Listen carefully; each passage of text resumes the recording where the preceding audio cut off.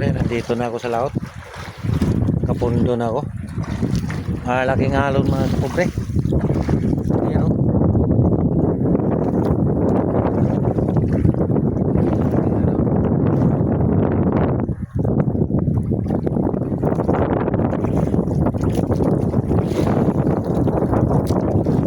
Ulap ang kalangitan.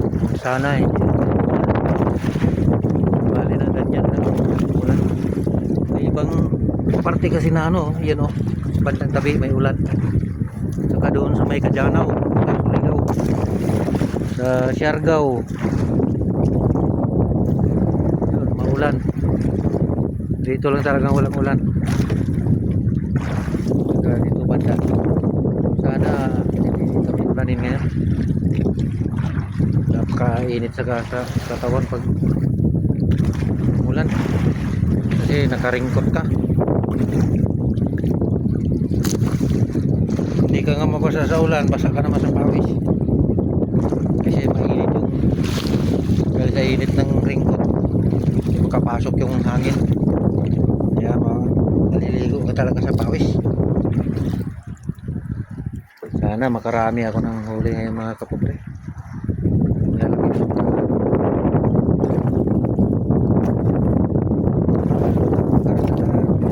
Bali maalo, basta wag lang hangin. Mahirap kasi pag hangin, alon pa. Paikot yung bangka.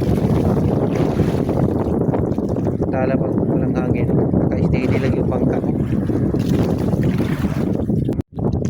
Pre, madilim-dilim na. Ayan, nakasindi na yung mga ilaw ko. Solar. Tapos itong isa, yung nasa ilalim ng dagat. Nakalublog.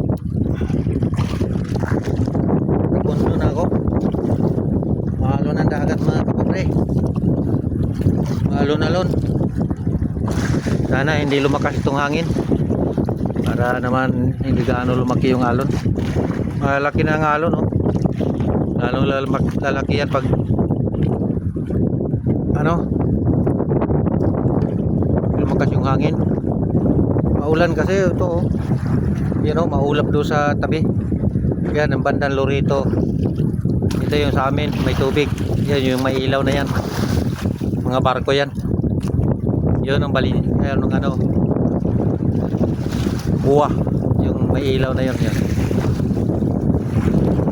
Yun doon sa bandang Surigao, malakas ang ulan. Pati dito sa Siargao. Yun o. Siargao yan dyan. Ulan. Sana hindi lumakas yung ulan. Hindi yung ulan dito. Ulan yan. Dito lang mga kapobre, mag-video ako mamaya pag mayroong makain na isda. Maraming salamat sa panonood.